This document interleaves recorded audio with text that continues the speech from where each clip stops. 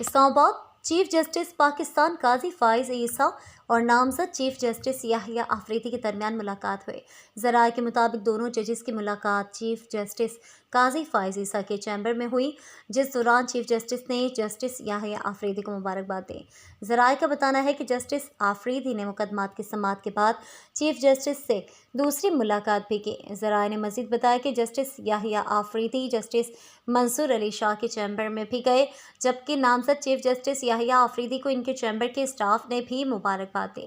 ذرائع کا کہنا ہے کہ ملازمت سے سبکدوش ہونے والے چیف جسٹس کے اعزاز میں فل کورٹ ریفرنس سے سینئر ترین جج خطاب کرتے ہیں، تاہم قاضی فائز عیسیٰ کے فل کورٹ ریفرنس سے جسٹس یحییٰ آفریدی خطاب کریں گے۔ واضح رہے کہ 26ویں آئینی ترمیم کے بعد خصوصی پارلیمانی کمیٹی نے چیف جسٹس سے آئندہ چیف جسٹس کے لیے 3 سینئر ترین ججوں کے نام مانگے تھے، جن میں جسٹس منصور علی شاہ، جسٹس منیب اختر اور جسٹس یحییٰ آفریدی کے نام دیے گئے تھے۔